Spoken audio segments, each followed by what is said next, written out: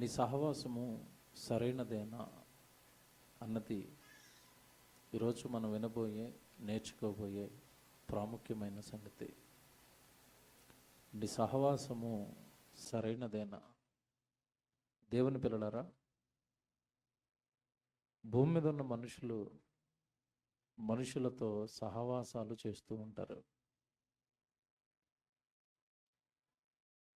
ఎవరికి నచ్చిన వారితో వారు సహవాసం చేయడానికి ఇష్టపడుతూ ఉంటారు. నిజానికి వీళ్ళ మనసు వాళ్ళకి, వాళ్ళ మనసు వీళ్ళకి నచ్చితే, మాటలు నచ్చితే, లేదా కొన్ని ప్రత్యేకమైన కారణాలతో మనుషులు కలుస్తూ ఉంటారు.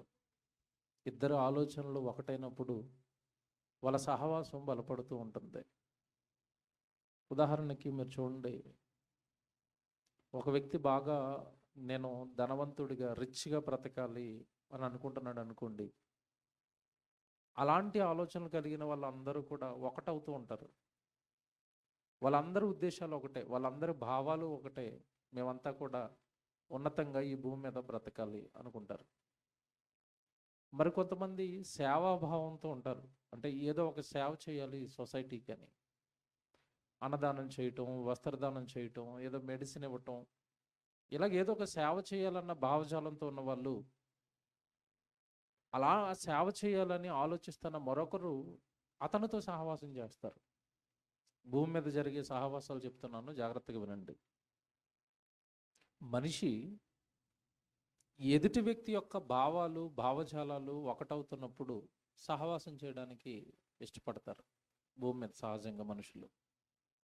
ఇందులో మంచి చేసే సహవాసాలు ఉంటాయి, చెడు చేసే సహవాసాలు ఉంటాయి, మనిషిని పాడు చేసే సహవాసాలు ఉంటాయి, మనిషిని ఆలోచనలు మార్చేసే సహవాసాలు కూడా ఉంటాయి.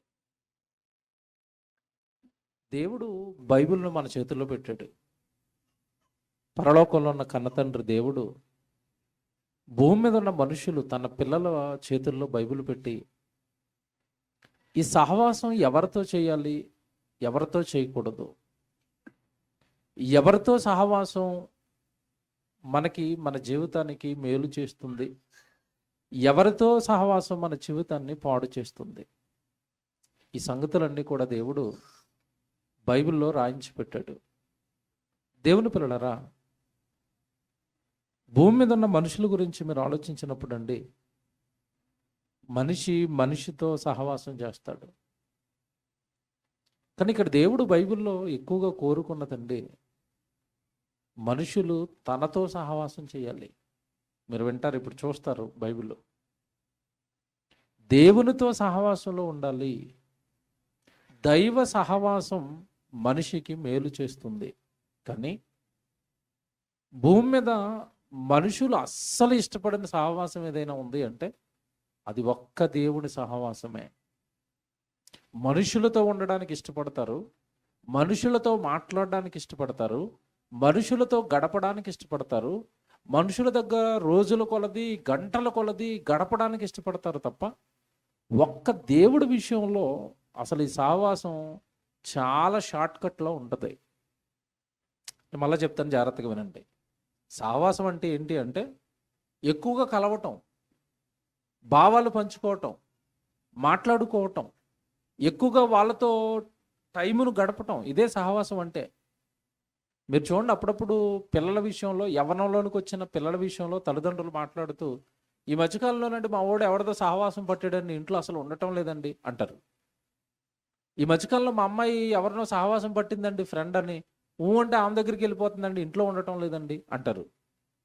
సహవాసం అనగానే మాట్లాడుకోవటం, కూర్చోవటం, ఒకరి భావాలు ఒకరు షేర్ చేసుకోవటం, ఒకరితో ఒకరు మాట్లాడుకోవటం, ఒకరితో ఒకరు టైం ఎక్కువగా గడపటం, ఒకరితో ఒకరు కలిసి ఉండటం, ఇది సహవాసం అంటే. Very good. బైబిల్లోకి వెళ్ళి దేవుడు మొదట అసలు ఎలాంటి వారితో మన సహవాసం ఉండాలి అని దేవుడు చెప్తున్నాడో ఒక మాట మీరు బైబిల్లో చూద్దాం. హెబ్రీయులకు రాసిన పత్రిక 4వ అధ్యాయము బైబిల్ చూద్దాం అందరం. హెబ్రీయులకు రాసిన పత్రిక 4వ అధ్యాయము రెండవ వచనం చూడండి. హెబ్రీయులకు రాసిన పత్రిక 4వ అధ్యాయము 2వ వచనం బైబిల్ జాగ్రత్తగా చూసుకోండి. వారికి ప్రకటింపబడినట్లు మనకును సువార్త ప్రకటింపబడిను, కానీ అన్నాడు చూసారా. కానీ అన్నాడు అంటే దేవుడు ఏదో చెబుతున్నాడు అని అర్థం. వారికి ప్రకటింపబడినట్లు మనకును వాక్యము ప్రకటింపబడిను, కానీ వారు వినిన వారితో విశ్వాసము గలవారై కలిసి ఉండలేదు, కనుక విన్న వాక్యము వారికి నిష్ప్రయోజనమైనదాయను అన్నాడు. మనం చాలాసార్లు చదివాం ఈ వచనం. జాగ్రత్తగా అక్కడ దేవుడి భావజాలాన్ని రాత్రి మీరు పట్టుకోవాలి. నువ్వు సహవాసం చేస్తే, స్నేహం చేస్తే, నువ్వు మాట్లాడితే, నువ్వు గడపాలనుకుంటే నీ సహవాసం ఎవరితో ఉండాలి, ఎవరితో ఎక్కువగా నువ్వు గడపాలి అంటే ఒక మాట చెప్పాడు ఇక్కడ, వాక్యము వినిన వారితో విశ్వాసము గలవారై కలిసి ఉండలేదు అంటే అర్థం ఏంటి? వాక్యము వినేవారితో, వాక్యము గురించి చెప్పేవారితో, వాక్యానికి సంబంధించిన పని చేసేవారితో మీరు కలిసి ఉండలేదు. మీ సహవాసం దెబ్బతిన్నది ఎక్కడో. అందుకే టైటిల్ ఏమనేసామంటే మీ సహవాసము సరైనదేనా అని. ఎందుకు వేసానో తెలుసండి? జాగ్రత్తగా వినండి. చాలామంది అంటే సహవాసాల విషయంలో ఎలాగుంటున్నారు అంటే, వారు వెళుతున్న సహవాసంలో వాక్యం లేకపోయినా, అక్కడ దేవుడి గురించిన జ్ఞానం ఏమీ దొరకకపోయినా, సరిగా బైబిల్ నేర్పించకపోయినా, చాలామంది ఎలా ఆలోచిస్తారంటే, ఇంటి పక్కన ఉంది కనుక నేను అడ్జస్ట్ అయిపోయి ఇక్కడ ఉండిపోతాను, ఇంటి పక్కనే దగ్గరగా ఉంది కనుక ఈ సహవాసంలో ఉండిపోతాను. మరికొంతమంది ఎలా ఆలోచిస్తున్నారంటే, ఇతను ఎప్పటి నుంచో ఉన్నాడండి, పాత అయినండి, ఆయన దగ్గర ఉండిపోతాను. మరికొంతమంది ఎలా ఆలోచిస్తారంటే, ఇతను మా ఊరు అతను చచ్చిపెట్టాడండి, నేను ఎక్కడ ఉండిపోతానండి. మరికొంతమంది ఏం ఆలోచిస్తున్నారంటే, బాగా పెద్ద చర్చి కట్టి లోపల వేసి పెట్టారనుకోండి, ఇది దీవించబడిన మందిరం అండి, నేను ఈ సహవాసంలోనే ఉంటానండి. వాక్యము వినిన వారితో, అక్కడ నీకు వాక్యము వినిపించబడాలి, వెంటన్న వారితో నువ్వు కలిసి ఉండాలి. నీ సహవాసాన్ని నువ్వు చెక్ చేసుకోవాలి. నేను ఎవరితో కలిసి ఉంటున్నాను? వాక్యము వింటున్న వాళ్ళతోనే, వాక్యము చెబుతున్న వాళ్ళతోనైనా, వాక్యం తెలిసిన వారితోనేనా నా సహవాసం? జాగ్రత్తగా ఈరోజు మీరు చాలా జాగ్రత్తగా వాక్యం వినాలి.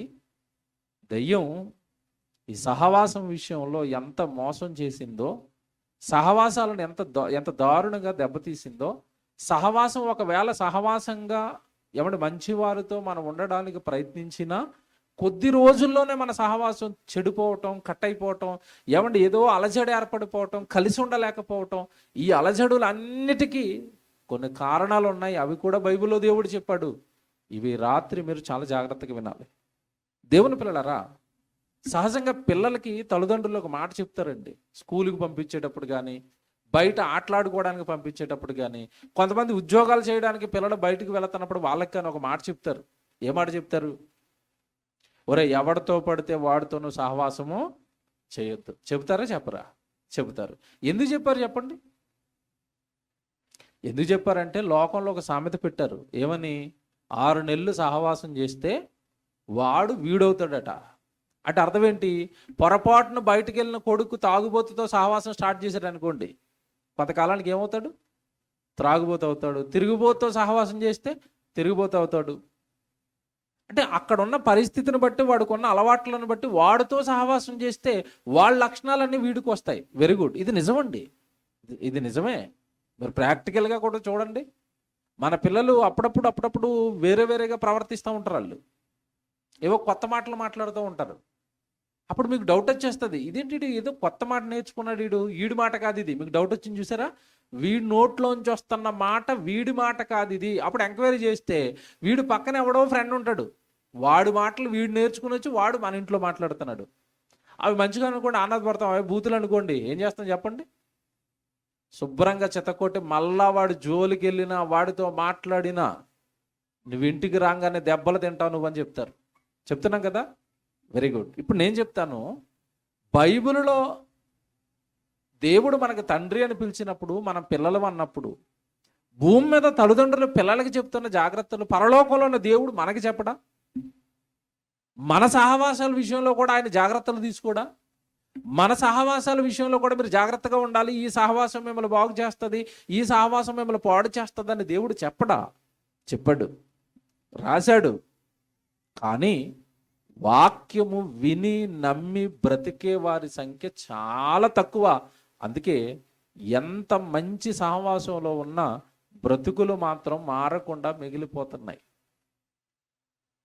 ఇదిగో మీరు మనుషులతో సహవాసం చేస్తారు కదా, మనుషులతో సహవాసం చేస్తున్నారు, దేవునితో సహవాసం చేస్తున్నారు, అలాగే దేవుడు వద్దన్న సహవాసాలు చేస్తున్నారు. ఇలా ముగ్గురిని బైబిల్లోంచి చూడాలి. ఎవరి సహవాసం బాగుంటుంది, ఎవరి జీవితాలు బాగుంటాయి, ఎవరు ఎలాగా ఎవరి నాశనం అయిపోతున్నారు, ఇవన్నీ మనం చూడాలి. బైబిల్లో నుండి పర్టికులర్గా దేవుడు బాప్తిసం తీసుకున్న తర్వాత, జాగ్రత్తగా వినండి, అందరూ వినాలి ఇది, బాప్తిస్మము తీసుకున్న తర్వాత ఖచ్చితంగా నువ్వు సహవాసంలో ఉండాలి అన్నది దేవుని శాసనం, దేవుని యొక్క ఆజ్ఞ. ఇది చాలా మంది పట్టించుకోరండి. అందుకే భక్తి జీవితం అనేది ఎక్కడేసిన గొంగలు అక్కడే అన్నట్టుగా ఉండిపోతుంది. మనిషిలో మార్పులు రావటం లేదు. మనిషి సహవాసంలో ఉండలేకపోతున్నాడు, సహవాసం యొక్క విలువ గుర్తించుకోలేకపోయాడు. సహవాసంలో ఉంటే ఎలాంటి భావజాలానికి మనం వస్తామోనన్న సంగతి మర్చిపోయాడండి. సహవాసం అనగానే కలిసి ఉండటం, ఒక చోట ఉండటం, భావాలు పంచుకోవటం, మాట్లాడుకోవటం, ఏమంటే కథలు, భూమి మీద ఏమైనా నిర్ణయాలు తీసుకోవాలనుకున్నప్పుడు ఆలోచించుకోవటం, ఇవన్నీ సహవాసంలో జరుగుతాయి.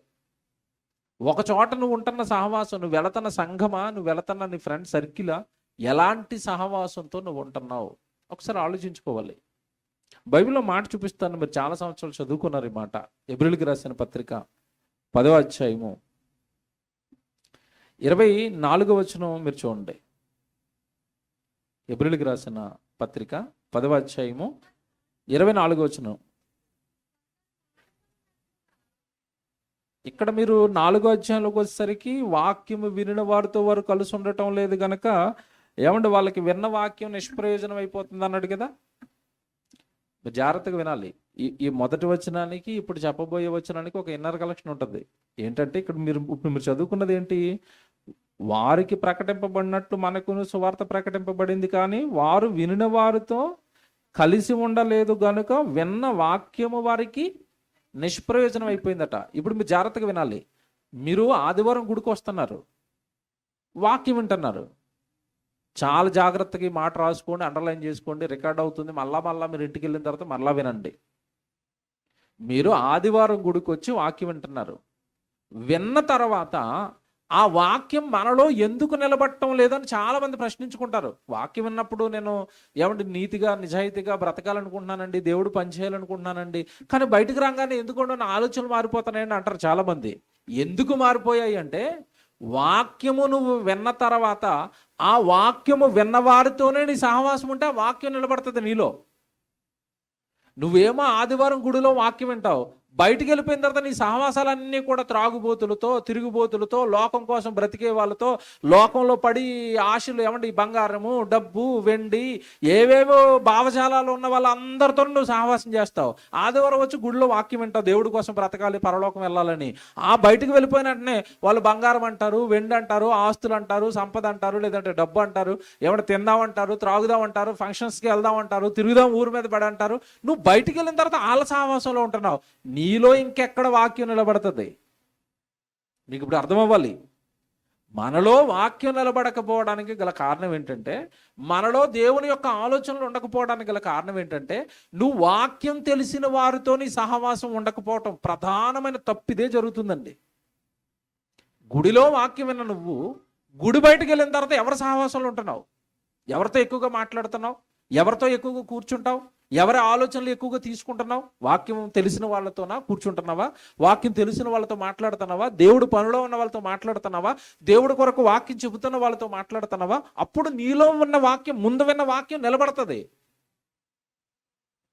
చాలా మందిలో నుండి వాక్యము నిష్ప్రయోజనం అయిపోతుంది. మేము చాలా బాధపడతాం. ఇన్ని ప్రసంగాలు విని కూడా ఇతను ఎలాగైపోయాడా? ఇన్ని ప్రసంగాలు విని కూడా ఇతను ఎలా మాట్లాడుతున్నాడా? ఇన్ని ప్రసంగాలు విని కూడా ఇతను ఇలా ప్రవర్తిస్తున్నాడా? అయ్యో, వాక్యం నిలబడలేదు అతనిలో, వెళ్ళిపోయింది. వాక్యము వెళ్ళిపోయింది, వాక్యము లోపల లేదు. కారణం సహవాస దోషం. ఇప్పుడు 10వ అధ్యాయానికి రండి, 10వ అధ్యాయానికి రండి, 24. ఏమండి ఇక్కడ ప్రమాదం చూడండి. అక్కడేమో వాక్యము విన్న వాళ్ళతో కలిసి ఉండకపోవటం వల్ల వాక్యం పోతుంది అని దేవుడు చెప్తే, ఇక్కడ 10వ అధ్యాయానికి వచ్చేసరికి ఇక్కడేమంటున్నాడు, కొందరు మానుకొనుచున్నట్టుగా సమాజముగా కూడుట మానుకొనక. మరి కొంతమంది ఎలా మారిపోయారట? సమాజ కూటమి, దేవుడి పని దగ్గరకు, ఆరాధనలకు, వాక్యానికి, దేవుడి సన్నిధికి రావటమే మానేశారట. సమాజముగా కూడుకొనుట మానక, ఒకరిని ఒకడు హెచ్చరించుచు కూడుకొనట మానక అన్నాడంటే అప్పటికి ఏం చేశారు చాలామంది చెప్పండి? మానేశారు. ఏం వెళతామండి అస్తమానం గుడికి, ఏ వెళతామండి అస్తమానం ప్రార్థనలకి, ఏ వెళతామండి అస్తమానం మీటింగులకి అంటారు. నేను మాట్లాడుతున్నాను, ఏ వెళతామండి ప్రతిరోజు ఉద్యోగానికి అంటారా? అంటారా? అనరు. ఏ వెళతామండి ప్రతిరోజు తిండి తినడానికి డైనింగ్ టేబుల్ దగ్గరికి, 4 రోజులు తిండి మానేస్తానండి అంటారా? అనరే. ఉద్యోగానికి ఏం వెళ్తామండి అనరు, తినడానికి ఏం వెళ్తామండి అనరు, ఏమంటే రోడ్ల మీద ఏమంటే షాపింగ్స్కి, మార్కెట్లకి ఏం వెళ్తామండి అని అనరు. దేవుడి దగ్గరికి మాత్రం అస్తమాటు దేవుడి దగ్గరికి ఏంటండి. నేను ప్రాంతంలో ఎక్కువగా వాక్యం చెప్పడానికి తిరుగుతున్నానండి. సభలు పెడుతున్నారు అక్కడ ఉన్న పిల్లలు కొద్దిమంది. రోజు వారంలో ఉన్న 5 రోజులు సభలు పెట్టేసరికి అక్కడ ఉన్న కొంతమంది అంటున్నారట, రోజు సభలు పెడితే ఎలాగండి, ఎక్కడ తిరుగుతాం రోజు సభలకి అంటున్నారట. చూసారండి ఎంత మంచి భక్తులో. రోజు సభలకి ఏం వెళ్తామండి, మరి రోజు పనికి ఎందుకు వెళ్తున్నావు? అక్కడ లేదు విసుగు. ఎందుకు విసుగు లేదంటే అక్కడ రోజు పనికి వెళ్ళటం వల్ల రోజు ఏమొస్తున్నాయి? డబ్బులు వస్తున్నాయి, ఆనందం వస్తుంది. నువ్వు రోజు గుడికి వచ్చావు అనుకోండి, నీకు ఏమొస్తుంది? డబ్బులు రావు. ఏమొస్తుంది? వాక్యం వస్తుంది. జాగ్రత్తగా వినండి. రోజు సన్నిధికి వస్తుంటే, రోజు బైబిల్ తరగతులకు వెళుతుంటే, రోజు ప్రార్థనలకు వెళ్తుంటే వాక్యం వస్తుంది. వాక్యం వస్తే ఏంటి ఉపయోగం అంటారా? నీకు వాక్యం వస్తే, వాక్య ప్రకారం నువ్వు బ్రతికితే పరలోకం వస్తుంది. నువ్వు రోజు పనికెళ్ళి డబ్బు సంపాదించుకున్నావు కదా, 1 కోటి రూపాయలు యేసుప్రభు ముందు పెట్టి పరలోకం ఇమ్మని అడుగు, ఇస్తాడేమో? ఎవడు? నువ్వు వాక్యం నేర్చుకోలేదురా అంటాడు అంతే. నువ్వు నా సన్నిధికి రాలేదు అంటాడు, నువ్వు నా పని చెయ్యలేదు అంటాడు తప్ప, నేను ఎన్ని వేలు కోట్లు సంపాదించుకుంటే ఏం ఉపయోగం అండి? అంటే వాక్యమునందు ఆనందం ప్రజలలో నానాటికి చచ్చిపోతుందండి. నేను గమనిస్తున్నాను.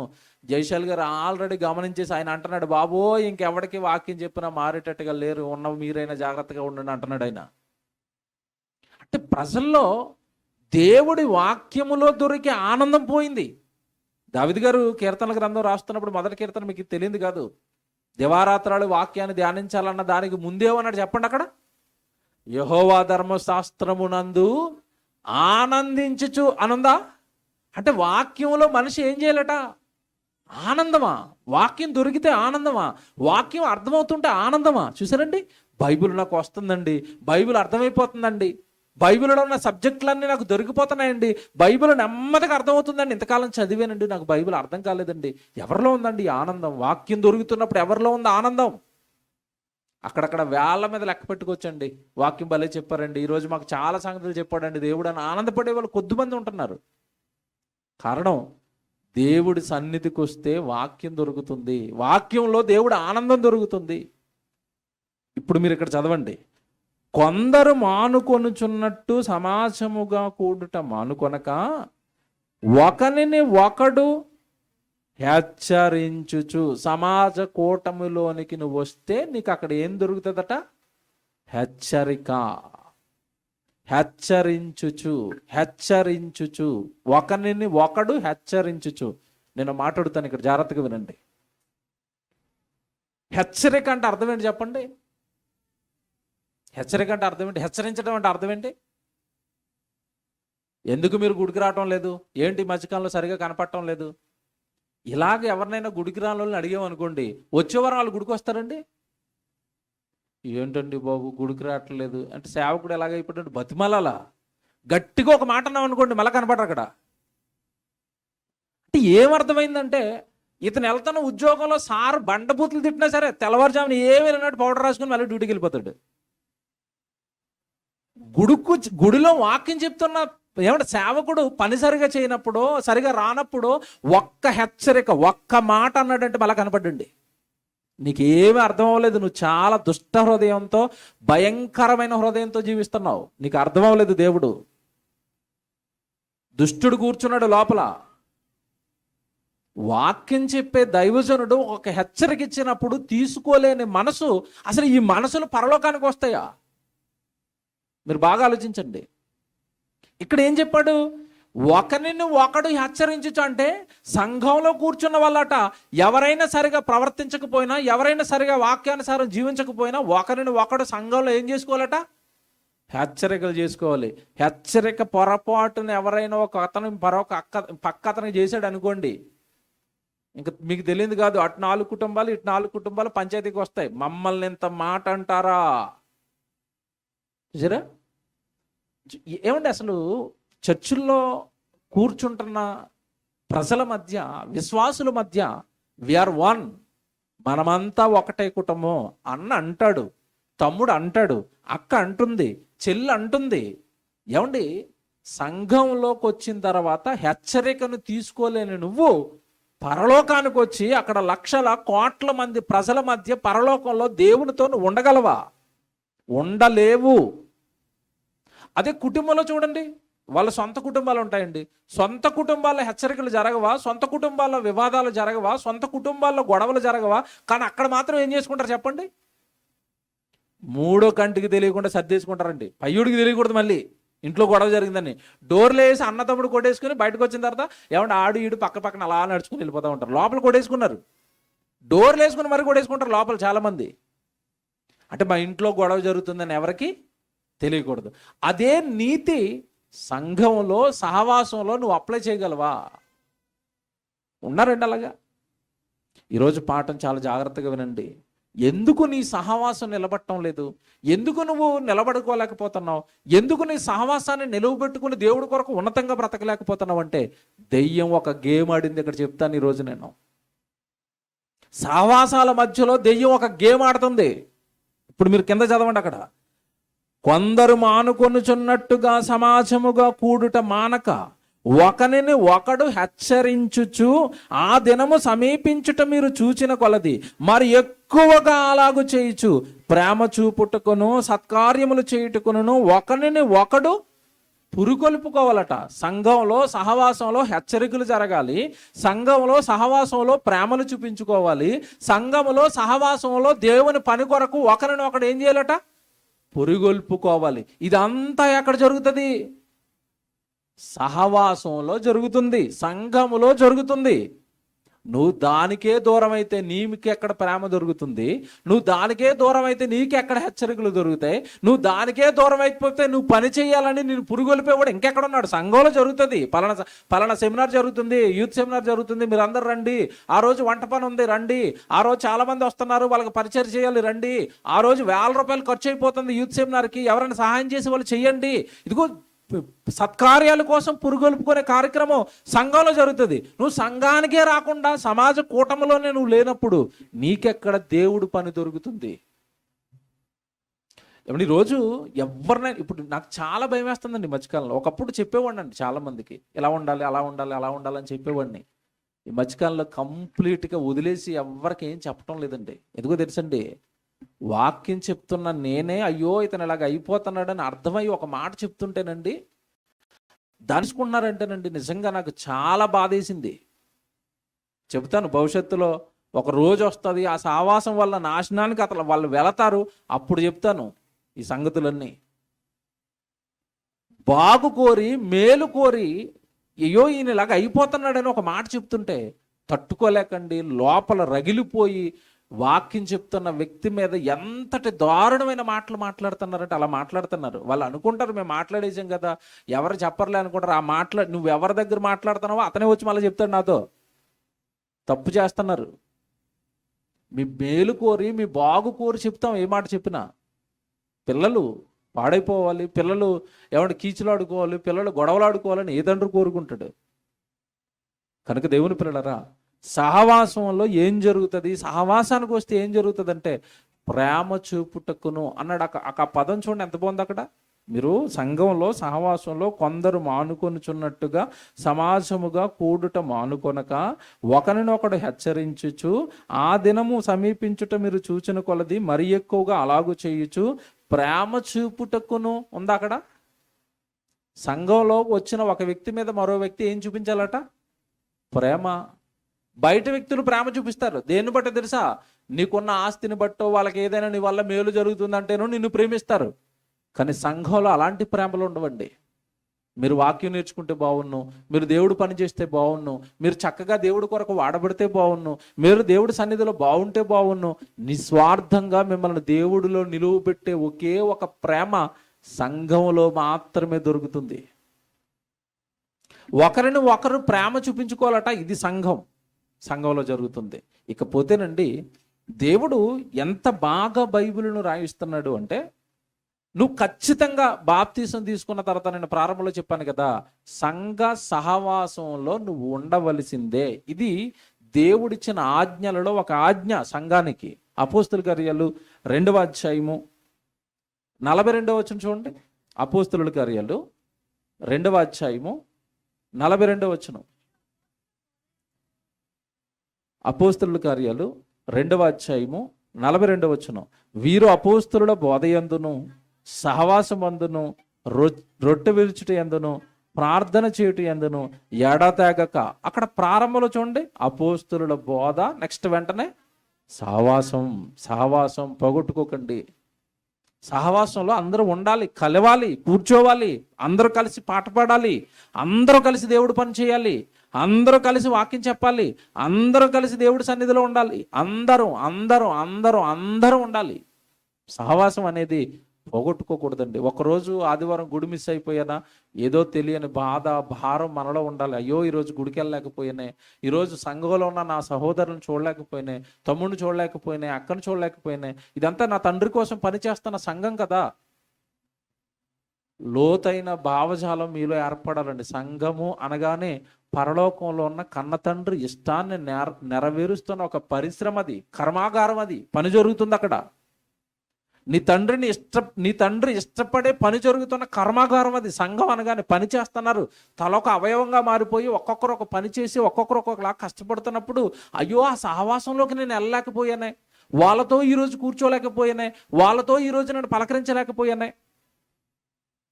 ఏమండి, ఈరోజు సంఘాలు ఎలా ఉంటున్నాయి అంటే, సంఘము అనగానే ఎలాగ ఉంటుంది అంటే, ఆదివారం ఆరాధన జరుగుతుంది కనుక నేను ఆరాధనకి వెళ్ళాలి, ఏదో ఒక మూల కూర్చోవాలి, ఏదో ఒక సీట్లో ఏమైనా వాక్యం వినాలి, కాస్త నేను ప్రత్యేకంగా చెప్తాను, ఒకరినొకరు పలకరించుకోండి అంటే ఒకరినొకరు పలకరించుకుంటారు. ఎలా పలకరించుకుంటారు చెప్పండి? ఒకరినొకరు ఎలా పలకరించుకుంటారు చెప్పండి? అగా వందనాలు అంతే, టిక్కుమని ఒక చిరునవ్వు అలాగా కోల్గేట్ స్మైల్ ఎలాగ వచ్చినట్టు అలాగ వస్తుంది, మళ్ళీ ఎలా తిప్పగానే అలా మూసిపోద్ది. మీ అమ్మ వచ్చింది మీ ఇంటికి, ఎలా పలకరిస్తావు? మీ అమ్మ చాలా రోజుల తర్వాత మీ ఇంటికి వచ్చింది, ఎలా పలకరిస్తావు? అమ్మ బాగున్నావని ఇలా పొల్లికిలించి ఇలా మూసి పక్కెట్టావు అనుకోండి, అనవసరంగా వచ్చాను దీని ఇంటికి అనుకుంటుంది, అనుకోదా? కదండి. పలకరించుకోమన్నాం కాబట్టి పలకరిస్తున్నారా? ప్రేమపూర్వకంగా చెల్లి అన్న భావనతో పలకరిస్తున్నారా?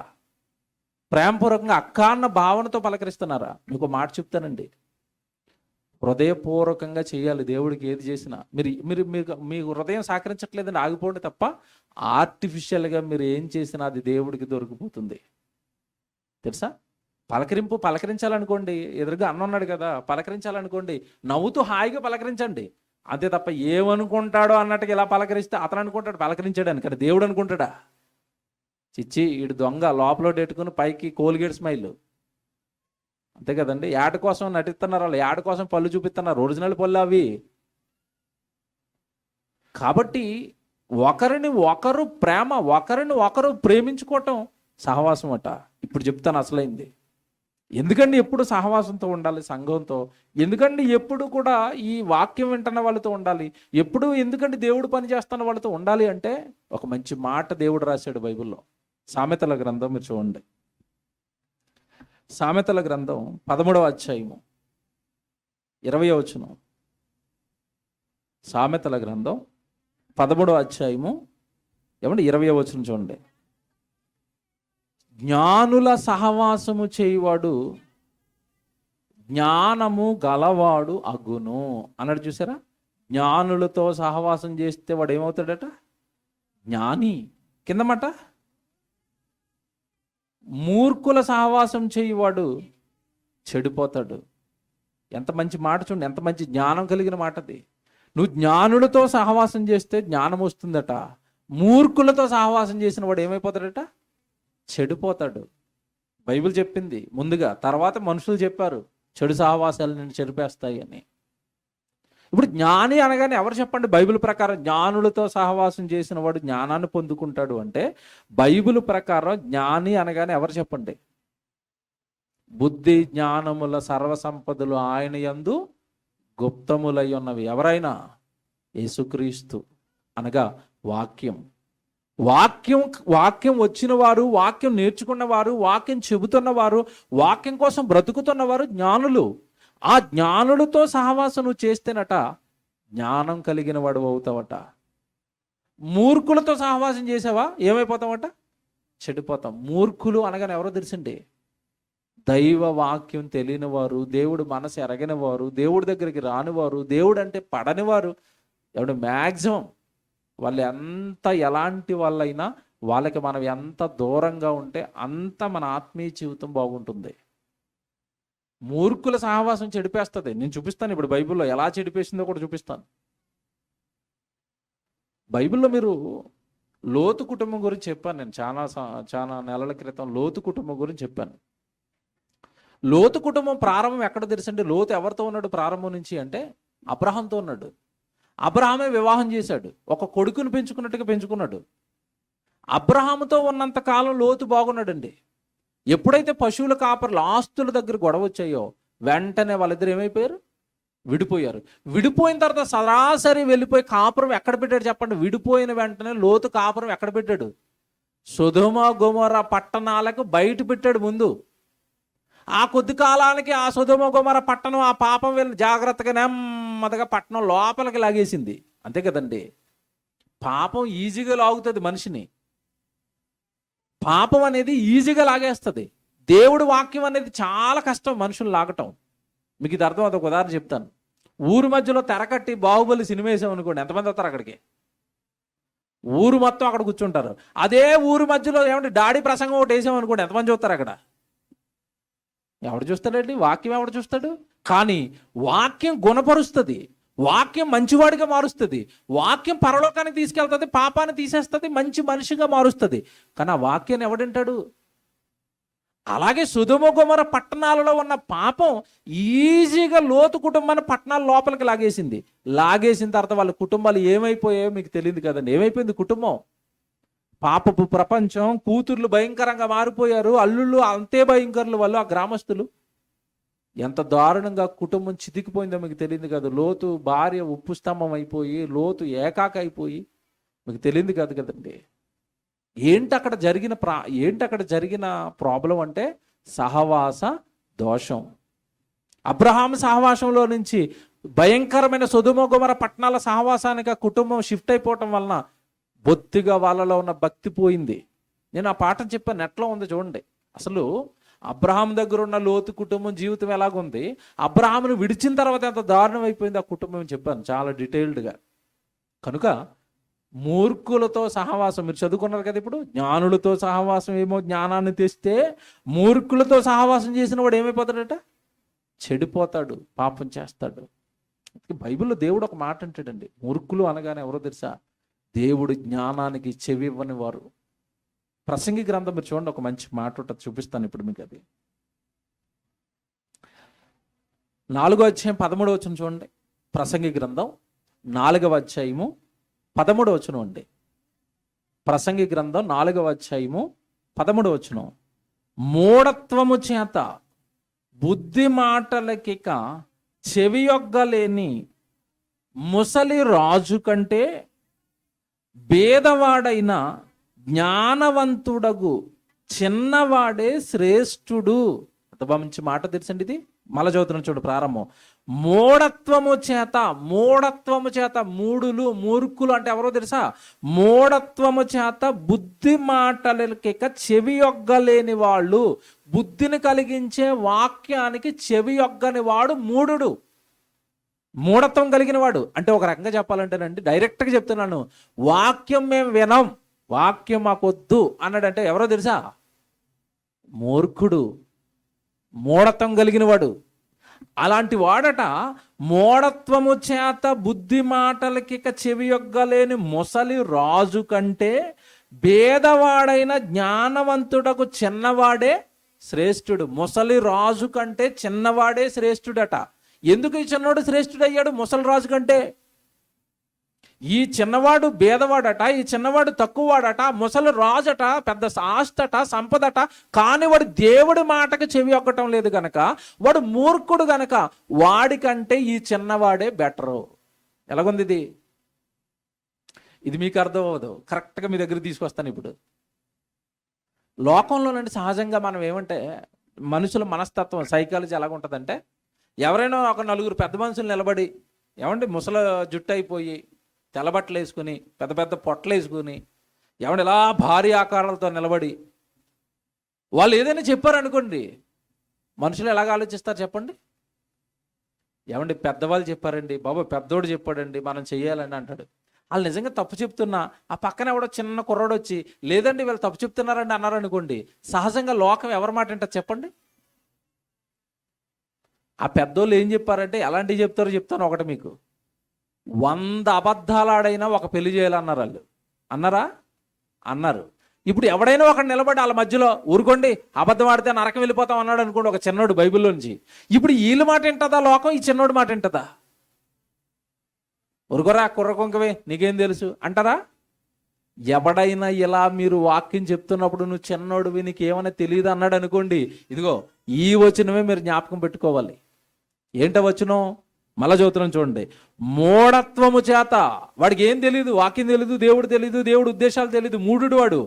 మూఢత్వము చేత బుద్ధి మాటలకిక చెవి యొగ్గలేని ముసలి రాజు కంటే భేదవాడు జ్ఞానవంతుడగు చిన్నవాడే శ్రేష్ఠుడు. అంటే ఇప్పుడు మనం చూడవలసింది, అతడు వయసులో పెద్దవాడా, రాజు అంటే అధికారం ఉందా, డబ్బు ఉందా? ఎవడైనా వ్యక్తినికి సలహా చెప్తున్నప్పుడు నువ్వు చూడవలసినవి అవి కాదు. ఏం చూడాలట? జ్ఞానవంతుడగు చిన్నవాడే శ్రేష్ఠుడు. చిన్నోడు చెప్తున్నా అందులో జ్ఞానం ఉంటే ఆ మాటను మీరు తీసుకోండి. వాడు వినడు, ముసలి రాజు అయిపోయాడు, వృద్ధుడైపోయాడు, వాడికి దేవుడి మాటలకి వాడు చెవి ఒగ్గడు. ఇప్పుడు మీకు అర్థమైంది, జ్ఞానుడితో సహవాసం చేసిన వాడు జ్ఞానవుతాడు, మూర్ఖులతో సహవాసం చేసిన వాడు చెడిపోతాడు. ఎవరయ్యా మూర్ఖులు అనేసరికి బైబిల్ ఎంత బాగా చెప్పిందంటే, ఎవడైతే వాక్యానికి చెవి ఇవ్వడో వాడు మూర్ఖుడు. మళ్ళా చెప్తున్నాను, సంఘంగా మీ అందరికి ఒక అలర్ట్ ఇస్తున్నాను, జాగ్రత్తగా వినండి. ఎవరైతే వాక్యం వినడానికి ఇష్టపడతారో, ఎవరైతే వాక్యం చదవడానికి ఇష్టపడుతున్నారో, ఎవరైతే వాక్య సంబంధమైన పని చేయడానికి ఇష్టపడుతున్నారో వాళ్ళతో మీ సహవాసంలో ఉండండి, వాళ్ళతోనే మాట్లాడండి, వాళ్ళతోనే ఉండండి. ఇక మేము వాక్యానికి రాము, మేము దేవుడి సహవాసంలో ఉండవు, మాకు అన్నీ తెలిసిపోయింది, మేము మొత్తం బైబిల్లో స్కాలర్స్ అయిపోయాం అన్నారు అనుకోండి, వాళ్ళకి దూరంగా ఉండండి. వాళ్ళు జబ్బు మనకంటిస్తారు, మనకి ఇంకా వాక్యం వినాలన్న మనసు ఉండదు. మనకి ఇంకా వాక్యం చెప్తున్నా సరే ఏమి ఎక్కదండి లోపలికి, మనసును పాడు చేసేస్తారు. కనుక ఎవరితో సహవాసంలో ఉంటున్నాం ఎప్పుడు కూడానండి మన మనసు పాడైపోకుండా చూసుకోవాలండి. వాక్యం విషయంలో ఖచ్చితంగా చెప్తున్నాను, ఈ సహవాసాలే ఈ మనసును పాడు చేస్తాయి. మంచి మాట చూపిస్తాను మీకు. సొలొమోన్ అండి, ఎవరు చెప్పండి సొలొమోన్ అంటే? అతను బయోడేటా చెప్పండి. సొలొమోన్ బయోడేటా చిన్నోడా? తండ్రి భక్తిపరుడు, 40 సంవత్సరాలు రాజు. ఎవరు? సొలొమోన్ కాదు, వాళ్ళ నాన్న దావీదు. 40 సంవత్సరాలు రాజుగా ఉండి, ఏమండి ఒక మంచి రాజరికపు కుటుంబంలో పుట్టి, నిజంగా మీరు దావీదు గురించి చూసినప్పుడు అండి, దేవుడు ఇచ్చిన సాక్ష్యాలు, నా ఇష్టానుసారుడైన మనుషుడని దావీదు గురించి దేవుడు బోడు సాక్ష్యాలు ఇస్తే, అతని బ్రతుకాలం అంతా ఒకే ఒక తప్పు చేసి మిగిలిన జీవితకాలం అంతా కూడా ఏ తప్పు చేయకుండా, ఏ నేరం చేయకుండా పరిశుద్ధంగా పవిత్రంగా సేవ చేస్తే అతని గర్భాన్ని పుట్టాడండి సొలొమోను. అతడు చేసిన కార్యక్రమాలు ఏంటో ఏమంటే, సొలొమోను చివరాంకంలో వృద్ధుడైపోయేసరికి అతని జీవితం ఎలా ఉందో, అతను ఎందుకు చెడిపోయాడో దేవుడు బైబిల్లో రాయించాడండి. రాజుల మొదటి గ్రంథం అందరు తీయండి. సొలొమోను ఎంతటి భయంకరమైన స్థితిలోకి వెళ్ళాడో ఆ స్థితికి కారణం ఏంటో చెబుతున్న సందర్భం ఇది. రాజుల మొదటి గ్రంథం 11వ అధ్యాయం మొదటి నుంచి చదువుదాం అందరం. రాజుల మొదటి గ్రంథం 11వ అధ్యాయము మొదటి నుంచి చదువుదాం. మోయాబీయులు, ఎదోమీయులు, అమ్మోనీయులు, సీదోనీయులు, హిత్తీయులు అను జనులు మీ హృదయములను తమ దేవతల తట్టు త్రిప్పుదురు గనుక వారితో సహవాసము చేయకూడదనియు వారిని మీతో సహవాసము చెయ్యనియ్యకూడదనియు యెహోవా ఇశ్రాయేలుకు సెలవిచ్చి ఉన్నాడు. జాగ్రత్తగా వినండి, ఇక్కడ ఒక పాయింట్ చెప్తాను నేను, మేజర్ పాయింట్ ఇది మీరు పట్టుకోవాలి. ఇక్కడ దేవుడు ఏం చెప్తున్నాడంటే వాళ్ళతో నువ్వు సహవాసం చెయ్యొద్దని చెప్పాడట. నెక్స్ట్ ఏముంది అక్కడ చెప్పండి, వాళ్ళొచ్చి నీతో సహవాసం చేయడానికి కూడా నువ్వు అవకాశం ఇవ్వద్దు. మీకు అర్థమైందా బైబిల్? దేవుడు అర్థమయ్యాడా? మళ్ళీ చెప్తాను, జాగ్రత్తగా వినండి. ఇక్కడ చాలా మంది చేస్తున్న తప్పు ఏంటంటే మేము వెళ్ళటం లేదు బ్రదర్, వాళ్ళే మా దగ్గరికి వస్తున్నారు అంటారు చాలామంది. మీకు అర్థమైందా లేదా? మేము చెడు సహవాసాలకి వెళ్ళటం లేదండి, వాళ్ళే మా ఇంటికి వచ్చేస్తున్నారండి. ఇంటికి వచ్చేస్తుంటే నువ్వేం చేస్తున్నావు? ఆడు చెడు మాటలు చెప్తుంటే నువ్వు బైబిల్ చెప్పాలి కదా. వాడు నిన్ను పాడు చేసే మాటలు చెప్తుంటే వాడు నువ్వు బాగు చేసే మాటలు చెప్పాలి కదా. ఒకవేళ నువ్వు అలా చెప్పావంటే వాడు మీ ఇంటికి కాదు మీ వీధిలో కూడా రాడాడు. తెలుసా? బైబిల్కు భిన్నంగా మాట్లాడుతున్న వాళ్ళు, వాక్యానికి భిన్నంగా మాట్లాడుతున్న వాళ్ళతో మీరు వాక్యం చెప్పడం స్టార్ట్ చేశారనుకోండి, వాడు మంచి మనసుండి అమ్మో దేవుడు మాటలు చెప్తున్నారని దేవుడి యొక్క ఆలోచనలో ఉన్నవాడైతే వస్తాడు మళ్ళీ మీ దగ్గరికి, మీతో సహవాసంలో ఉంటాడు. కానీ మనం ఏం చేస్తాం? మనం చేసే తప్పు ఏంటంటే వాడు చెడు మాటలు చెప్తున్నప్పుడు, వాడు లోక సంబంధమైనవి చెప్తున్నప్పుడు మనం చెవిగ్గటం వాడికి ఒక ఆసరాగా దొరికింది. అందుకే వాడు మీ దగ్గరికి పదే పదే వస్తున్నాడు. ఒక బెస్ట్ ఎగ్జాంపుల్ చెప్పనా, బిబికల్ ఎగ్జాంపుల్ నేను. పండు తినొద్దు అని దేవుడు చెప్పాడు. ఎవరెవరికి చెప్పారు చెప్పండి? ఆదాముకి చెప్పాడు, అవ్వకి చెప్పాడు. ఇక ఇక్కడ విషయం తెలుసా, మొదట ట్రైల్ ఎవరి మీద వేసిందో తెలుసా? దెయ్యం పాడు చేయడానికి ఆదాం మీద వేసింది. ఆదాం ఏం చేశాడు చెప్పండి? గెట్ అవుట్ అన్నాడు, అంతే. అంతే కదా? నువ్వు సైతానివి, నువ్వు పాడు చేసే మాటలు చెప్తున్నావు, మా నాన్న తినొద్దంటే నువ్వు తినమంటున్నావు, పో బయటకు అన్నాడు, గెంటేశాడు. ఇంకా ఆదాముతో పని అవటం లేదని అప్పుడు ఎవరి దగ్గరికి వెళ్ళింది? అవ్వమ్మ దగ్గరికి వెళ్ళింది. అవ్వమ్మ దగ్గరికి వెళ్ళి మాటలు కలిపింది. ఇది నిజమా? మీ డాడీ పండు తినొద్దు అన్నాడా అనేసరికి నువ్వెవరు అనాలి కదా, అన్నదా? ఎవడి తెలియని అడ్రస్ లేనివాడు ఒకడు వచ్చి దేవుడి గురించి ఈవిడికి చెప్పిన ఆజ్ఞల గురించి మాట్లాడుతున్నాడు అంటే అసలు నీకు ఇవన్నీ ఎలా తెలుసు? నువ్వెవరని అడగాలి కదా. అడిగిందా? మనం అడగవండి. ఎప్పుడు అడగమో తెలుసండి, మీకు బలహీనత చెప్తాను, అందరిలోనే ఉంటుంది బలహీనత. ఎవడైనా తెలియని వ్యక్తి వచ్చి అబ్బబ్బబ్బబ్బా మీరు భలేగా ఉన్నారండి, మీరు భలే దేవుడు పని చేస్తున్నారండి, మీరు సూపర్ అండి, మీరు డోపర్ అండి అన్నారనుకోండి, ఆడెవడో మనకు అనవసరం, రండి కూర్చోండి మంచినీళ్ళు తాగుతారా. ఎందుకు రానిచ్చారు చెప్పండి? ఎందుకు రానిచ్చాడు? ఆడు మిమ్మల్ని బుట్టలేయడానికి మిమ్మల్ని పొగిడాడు. సేమ్ స్ట్రాటజీ దెయ్యం ప్రయోగించింది. ఎవరి మీద తెలుసా? అవ్వమ్మ మీద. ఏమన్నది తెలుసా? పండు తిను దినమున మీరు దేవతలు అయిపోతారు. ఎలాగుంది ఇది? అప్పప్ప ఈయన ఏదో మేలు చేసినట్టే ఉన్నాడు, రండి రండి సైతాన్ గారు కూర్చోండి అన్నది. కూర్చోబెట్టుకుంది. మేలు చేశాడా నాశనం చేశాడా? నాశనం చేశాడు. ఇది మనసులో పెట్టుకున్న దేవుడు అంటున్నాడు, నువ్వు చెడు సహవాసాలకి నువ్వు వెళ్ళొద్దు, వాడిని నీ దగ్గరికి రానియొద్దు. ఇది బైబిలు. మీరు చదవండి, ఆ చివరి మాట ఎంత బాగుందో. సహవాసము చేయకూడదనియు వారిని మీతో సహవాసము చెయ్యనియకూడదనియు యెహోవా ఇశ్రాయేలుకి సెలవిచ్చాడు. అది నువ్వు చెడు సహవాసానికి నువ్వు వెళ్ళొద్దు, వాళ్ళు వస్తున్నా సరే వాళ్ళని నీతో సహవాసానికి రానివ్వద్దు. మనం ఎలాంటోళ్ళం అంటే రానివ్వకపోతే ఏమనుకుంటారో కదా, మనుషులు ఏమనుకుంటారో అని అనుకుంటాం తప్ప దేవుడు ఏమనుకుంటాడో అని ఎప్పుడైనా అనుకున్నారా? వీళ్ళు ఏమనుకున్నా పర్వాలేదండి, దేవుడు అనుకుంటే ఇప్పుడు చెప్తాడు చూడండి, కిందకి అలా చదువుకుంటారండి. తర్వాత వచ్చును, అయితే రాజైన సొలొమోను ఫరో కుమార్తెను గాక ఆ జనులలో ఇంకా అనేక మంది పరస్త్రీలను మోహించి కామాతురత గలవాడై వారిని ఉంచుకొనుచు వచ్చెను. అతనికి 700 మంది రాజకుమార్తెలైన భార్యలను 300 మంది ఉపపత్నులను కలిగియుండిరి. అతని భార్యలు అతని హృదయమును త్రిప్పివేసిరి. ఇది అండర్లైన్ చేయండి. అతని భార్యలు అతని హృదయమును ఏం చేశారట? ప్రతి భార్య ప్రతి భర్త మనసును త్రిప్పేయగలుగుతుంది. మంచి వైపు తెప్పొచ్చు, చెడు వైపు తెప్పొచ్చు, అంతే కదండి. ఈవిడ ఆర్డర్ వేస్తే అల్లాడిపోవాల్సిందే. ఆ శక్తి ఇచ్చాడు స్త్రీలకి. ఈ భార్యలందరూ కూడానండి పరలోకంలో ఉన్న దేవుని వైపు నుంచి ఈ భర్త అయిన సొలొమోను మనసును బయటి వాళ్ళ వైపు త్రిప్పేశారట. నువ్వు చేస్తావా, చేయవా, నువ్వు ఇస్తావా, ఇవ్వవా. ఇలా తిప్పటం వల్ల అండి ఇక్కడ ఏం ఎంత ప్రమాదం జరిగిందో తెలుసండి.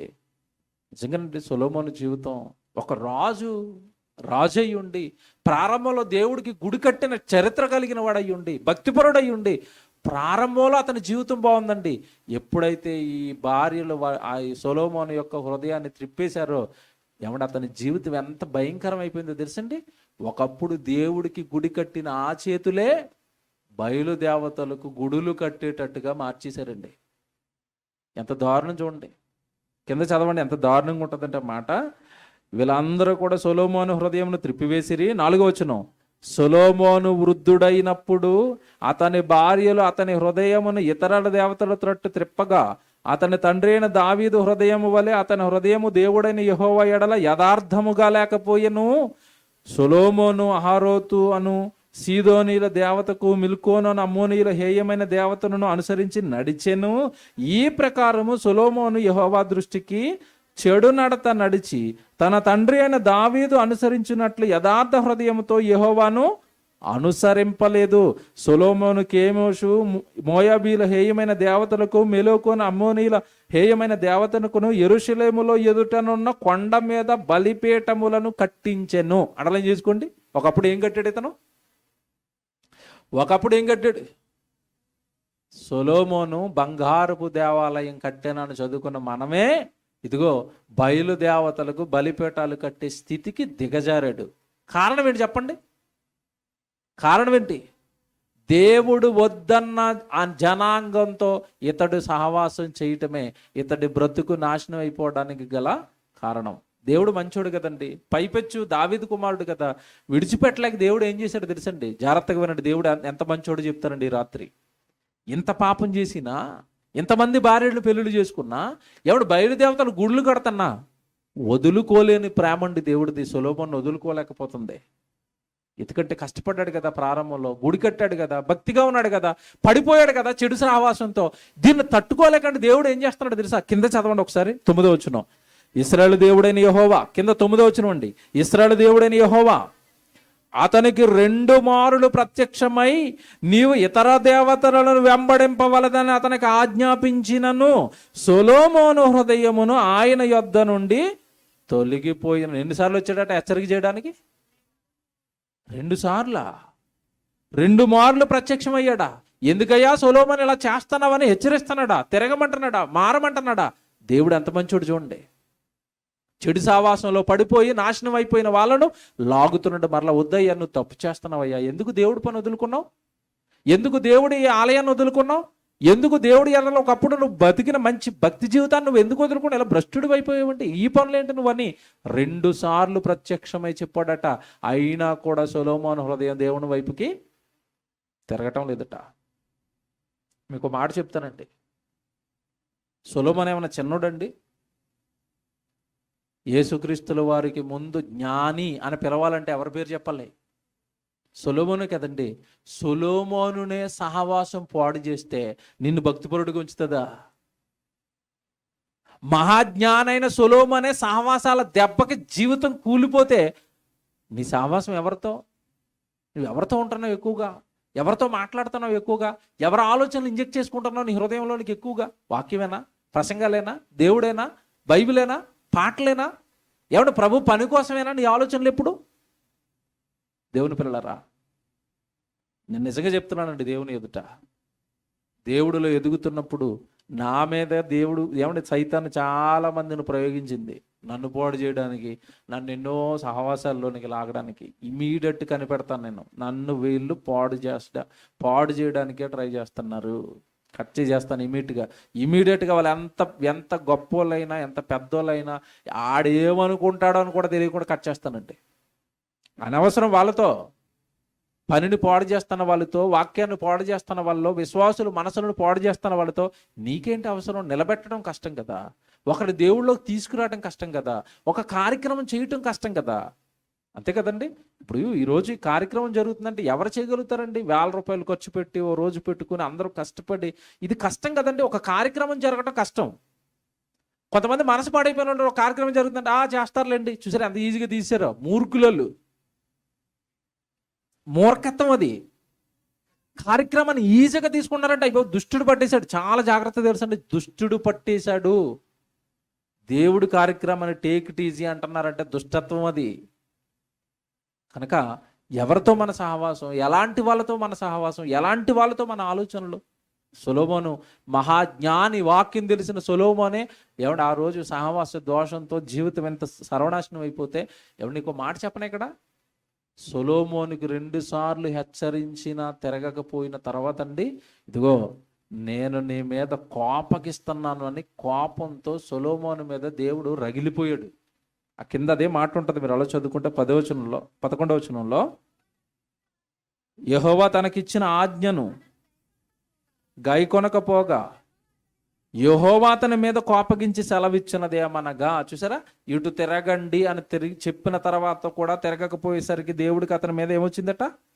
కోపం. మీకు మాట చెప్తాను, ఇప్పుడు జాగ్రత్తగా వినండి. సంఘంతో ఉండమన్నాడు, సహవాసంలో ఉండమన్నాడు, ప్రేమలో ఉండమన్నాడు, హెచ్చరికలు చేయమన్నాడు, కుడుకోమన్నాడు, సత్కార్యాల కోసం ఒకరినొకరు పురుగొలుకోమన్నాడు. ఇదంతా ఎక్కడ జరిగించాలని చెప్పాడు చెప్పండి? ముగిస్తాను. అసలైన మెలకువ కలిగిన మాటలు ఇప్పటి నుంచి మీరు వినాలి. సహవాసంలో ఉండి చేయమన్నాడు కదా. ఇదంతా ఒంటరిగా చేయమన్నాడా, సహవాసంలో ఉండి చేయమన్నాడా? సహవాసంలో ఉండి. జాగ్రత్తగా వినండి. సహవాసం అనేసరికి అండి, తొలి ప్రసంగంలో మీరు విన్నారు కదా, వైస్ ప్రిన్సిపల్ గారు చెప్పారు. ఏం చెప్పారంటే, అసలు సంఘం అనేది లేదనుకోండి, మనం అంతా కలిసే వాళ్ళం, ఇలాగా కలవం. ఈ కలిసిన మనం అంతా కూడా రండి ఒక ప్రాంతంలో పుట్టిన వాళ్ళం కాదు కదండి, ఒక భావజాలం కాదు, ఎక్కడెక్కడో పుట్టిన వాళ్ళమంతా ఒక చోట సంఘంగా కూడుకున్నాం. దేవుడు తొలినాళ్ళలో సంఘాన్ని కట్టాలనుకున్నప్పుడే, సంఘం కట్టక మునిపి ఏం చెప్పాడు తెలుసండి సంఘం గురించి? సంఘంలో రకరకాల స్వభావాలు కలిగిన మనుషులు ఉంటారు. మెత్తటి మనసులు కలిగిన వాళ్ళు ఉంటారు, కొంచెం గట్టి మనసు కలిగిన వాళ్ళు ఉంటారు, కొంతమందికి ఏమంటే కొంచెం కోపికించే స్వభావం ఉంటుంది, ఒకరికి ఏమంటే మొహం మీద మాట్లాడేసే స్వభావం ఉంటుంది, ఒకరు కొంచెం నెమ్మదస్తులు ఉంటారు, ఏమంటే కొంచెం మంచి మనసు కలిగిన వాళ్ళు ఉంటారు, కొంతమంది చిన్న చిన్న మాటలకి హట్ అయిపోయే వాళ్ళు ఉంటారు. రకరకాల స్వభావాలండి సంఘంలో ఉంటాయి. యెషయా గ్రంథం మీరు 65 అధ్యాయం మీరు చదువుకుంటే, సంఘం కట్టాలనుకున్నప్పుడే సంఘంలోనికి ఎవరెవరు వస్తారో, ఎలాంటి స్వభావాలు కలిగిన వాళ్ళు వస్తారో దేవుడు చెప్తాడు. ఒకసారి చూడండి, 65 అధ్యాయం యెషయా గ్రంథం 25 వచనం చూడండి. యెషయా గ్రంథం 65 అధ్యాయము 25 వచనం అండి. ఇది సంఘంలో జరగబోయే కార్యక్రమం చెబుతూ, తోడేళ్ళును గొర్రె పిల్లలను కలిసి మేయును, సింహము ఎద్దు వలె గడ్డి తినును, సర్పమునకు మన్ను ఆహారమగును, నా పరిశుద్ధ పర్వతములో అవి హానికరమైన నాశనమైనను చేయకుండును అని యెహోవా సెలవిస్తున్నాడు. అంటే సంఘంలోనికి ఎవరెవరు వస్తారట? తోడేలు వస్తుందట, గొర్రెపిల్ల వస్తుందట. ఈ 2 కలిసి ఏం చేస్తాయట? మేస్తాయట. ఏమంటే తోడేలు గొర్రెపిల్ల కలుస్తాయి? అసలు కలిసి భోజనం చేస్తాయా? మేత మేస్తాయా? ఇది మీరు భౌతికంగా అక్కడ తోడేలు అంటే తోడేలు కాదు, గొర్రెపిల్ల అంటే గొర్రెపిల్ల కాదు. అలాంటి క్రూరమైన స్వభావం కలిగిన వాళ్ళు, మేకపిల్ల లాంటి మృదు స్వభావం కలిగిన వాళ్ళు ఒక చోటకు వస్తారు మేత మేయడానికి, సంఘంలోనికి, వాక్యం వినడానికి, సహవాసంలోనికి. వాళ్ళందరినీ దేవుడు మార్చుకుంటున్నాడు, వాళ్ళందరినీ దేవుడు చేర్చుకుంటున్నాడు సంఘంలో సరిచేయబడాలన్న ఉద్దేశంతో. జాగ్రత్తగా వినాలి మీరు. చాలా మందికి ఇది ఒకటి తెలియటం లేదండి. ఏం తెలియటం లేదంటే, సంఘంలో అందరూ మంచి వాళ్ళే ఉంటారని అనుకోకండి. అప్పుడప్పుడే ఎదుగుతున్న వాళ్ళు, అప్పుడప్పుడే సంఘంలోనికి వచ్చిన వాళ్ళు కొన్ని బలహీనతలతో ఉంటారు, కొన్ని తెలియని వాళ్ళు ఉంటారు, అన్నీ తెలిసిన వాళ్ళు ఉంటారు, అప్పుడే వచ్చిన వాళ్ళు ఉంటారు. ఇలా రకరకాలు. మీరు స్కూల్కి వెళ్ళారనుకోండి, స్కూల్లో అందరూ 10th క్లాస్ వాళ్ళే ఉంటారా? స్కూల్లో ఎవరు ఉంటారు? 1వ తరగతి ఉంటాడు, 2వ తరగతి ఉంటాడు, 7వ తరగతి ఉంటాడు, 10వ తరగతి ఉంటాడు. ఇప్పుడు 10th క్లాస్ వాడికి ఉన్న స్టాండర్డ్ 1వ తరగతి కూడా ఉంటుందా? వాడు అంకెలు ఇంకా 1 1 1 అని లెక్క పెడతా ఉంటాడు. కింద ఉన్న 1వ తరగతి 10th క్లాస్ వాడు వచ్చి రేయ్ ఎందుకు ఎలా లెక్క పెడతానో అన్నాడు అనుకోండి, దానికి ఏమైనా అర్థం ఉందా? ఈడు 10 క్లాసులు ముందుకెళ్ళిపోయాడు కనుక అన్నీ వచ్చేసి సీనియర్ అయిపోయాడు. ఈడు 1వ తరగతి స్టూడెంట్ కదా. వీడిని ఏం చేయాలి? 10th క్లాస్ వాడికి మంచి మనసు ఉంటే ఏం చేయాలి? ఇలా కాదురా, ఇలా చేస్తే ఈజీ అయిపోతుందిరా, నేను ఇవన్నీ దాటుకుని వెళ్ళిపోయాను రా అని వాడిని ఆ విద్యలో చదువులో బలపరచాలి. అంతే కదండి. అంతే తప్ప ఎక్కువ చదువుకున్నవాడు 1వ తరగతి చేదరించుకుంటున్నాడు అనుకోండి, చిన్నగా చూస్తున్నాడు అనుకోండి, అది స్కూల్ అవుతుందా? అది ఎడ్యుకేషన్ సిస్టాన్ని దెబ్బతీయదు. ఇది మీకు అర్థమైతే సంఘంలోనికి సహవాసంలోకి వచ్చిన తర్వాత రకరకాల స్వభావాలు, రకరకాల వ్యక్తులు ఉంటారు. అందరినీ కలుపుకుంటూ, అందరినీ ప్రేమించుకుంటూ, అందరిలో ఉన్న లోపాలు సరి చేసుకుంటూ, అందరినీ ఒక్కటి చేసుకుంటూ వెళ్ళిపోవాలని ఆలోచించేవాడు దేవుని కుమారుడవుతాడు. ఇది జాగ్రత్తగా వినండి. అందరూ ఒకటిగా ఉండాలి, అందరూ కలిసిపోవాలి, అందరూ ఒకటైపోవాలని ఆలోచించేవాడు దేవుని కుమారుడవుతాడు. ఇక్కడ బైబిల్లో యేసుప్రభు ఒక మాట చెప్పాడు. ఏంటో తెలుసా? సమాధానపరచువారు ధన్యులు, వారు దేవుని కుమారులు అనబడుదురు. ఉందా మత్తయి సువార్త 5వ అధ్యాయంలో? సమాధానపరచండి, వాళ్ళు మాత్రమే దేవుని కుమారులు. బైబిల్ చెప్పనా నేను? యేసుప్రభు అంటే భూమి మీదకి వచ్చిన తొలి ప్రసంగంలోనే మీరు సమాధానపరచండి అని ఎందుకన్నాడు? మీరు చెప్పండి, బాగా ఆలోచించి. ఎందుకన్నాడు? మీరు సమాధాన పడండి, ఒకటైపోండి, కలిసిపోండి, ప్రేమగా ఉండండి. ఎవరైతే ఈ సమాధానపరచడానికి ట్రై చేస్తున్నారో వాళ్ళు మాత్రమే దేవుని కుమారులని ఎందుకన్నాడు? తెలుసా? యేసుక్రీస్తుల వారు భూమి మీద అడుగుపెట్టే సమయానికే దెయ్యం ప్రజలను భయంకరమైన వర్గాలుగా విడగొట్టి పాలన చేస్తుంది. మనుషులందరినీ కూడా దెయ్యం ఏం చేసింది అంటే విడగొట్టేసింది. మనుషుల మధ్య వైరుధ్యాన్ని తెచ్చింది, మనుషుల మధ్య అలజడి తెచ్చింది, మనుషుల మధ్య గొడవలు పెట్టింది. మనుషులను భయంకరంగా విడగొట్టి ఒకరినొకరు తిట్టుకునేటట్టుగా, ఒకరినొకరు చంపుకునేటట్టుగా, ఒకరినొకరు దూషించుకునేటట్టుగా, ఒకరినొకరు ద్వేషించుకునేటట్టుగా దెయ్యం మార్చేసింది. కనుక యేసుక్రీస్తుల వారు భూమి మీదకి వచ్చి అంటున్నాడు, నాయన దెయ్యం పాడు చేసింది, మీరేం చేయాలి? ఇప్పుడు సమాధానపరచాలి, మీరు అందరూ కూడా వాళ్ళని ఒక్కటిగా చెయ్యాలి. ప్రకటన గ్రంథం 6వ అధ్యాయం 4వ వచనం చూడండి. ఇందుకేనండి సహవాసం అనేది. ఇందుకే దేవుడి దగ్గరికి రావాలి, ఇందుకే సహవాసంలో ఉండాలని చెప్పేది. ఎందుకంటే ఇదే, ఇవన్నీ మనకి తెలియాలి. ప్రకటన గ్రంథం 6వ అధ్యాయము 4వ వచనం చూడండి. అప్పుడు ఎర్రదైన వేరొక గుర్రము బయలు వెళ్ళెను, మనుషులు ఒకని వైపు ఒకరు చంపుకొనున్నట్లు భూలోకములో సమాధానము లేకుండా చేయుటకు ఈ గుర్రము మీద కూర్చున్న వానికి అధికారం ఇయ్యబడెను. ఎవరండి? సాతాను. గొడవలు పెడుతున్నాడా? వివాదాస్పదంగా మారిపోయాడా? అక్కడ చెప్పి మనుషుల మధ్యలో సమాధానం లేకుండా చేస్తున్నాడా? ఒకరినొకరు చంపుకునేటట్టుగా, ఒకరినొకరు తిట్టుకునేటట్టుగా, ఒకరినొకరు దూరం చేసుకునేటట్టుగా చేస్తున్నాడా? దైవ సంబంధి మాత్రం కాదు. ఇక్కడ మీరు ఎంత బాగా క్లియర్గా చెప్పాడు చూడండి. ఎర్రని గుర్రము మీద కూర్చున్న ఒకడు కలడు, వాడు ఏం చేస్తున్నాడట? 4వ వచనంలో, మనుషులు ఒకరిని ఒకడు చంపుకొనున్నట్లు భూలోకములో సమాధానము లేకుండా చేయుటకు వానికి, మనుషుల మధ్య ఏం లేకుండా చేశాడట? సమాధానం ఏర్పడాలి అంటే ఎక్కడ? సమాధానం ఎక్కడ ఏర్పడాలండి? మళ్ళీ దేవుని దగ్గర, సంఘంలో, ఆత్మీయుల మధ్య. దేవుని పిల్లలారా, ఇవన్నీ మీరు మనసులో పెట్టుకుని సహవాసంలో ఉండటం ఎంత ముఖ్యమో, సహవాసం ఎంత ప్రాముఖ్యమైనదో, సంఘానికి విరివిగా రావటం, దేవుడి పనిలో విరివిగా ఉండటం ఎంత ప్రాముఖ్యమో మీరు అర్థం చేసుకోవాలి. ఒక మాట చెప్తాను బైబిల్లో. సహవాసంలో కలిసి ఉండటం అనేసరికి ఇందాక చెప్పాను, ఎక్కడెక్కడో కుటుంబాల వాళ్ళు ఉంటారు, ఎక్కడెక్కడో మనస్తత్వాలతో ఉంటారు.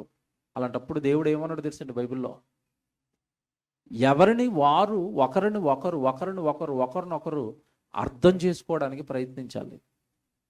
మన కుటుంబం ఉందండి, మీరు హార్ట్ఫుల్గా ఆలోచించండి. మీ కుటుంబంలో ఇంటికి రాగానే భర్త చిరాకు పడుతున్నాడు అనుకోండి, భర్త చిరాగ్గా ఉన్నాడు, కోపంగా ఉన్నాడు. ఇంటికి రాగానే మంచినీళ్ళు తాగుతావా అనేసరికి ఏదో చిరాగ్గా మాట్లాడుతున్నాడు. అప్పుడు భార్య ఏం చేస్తుంది చెప్పండి?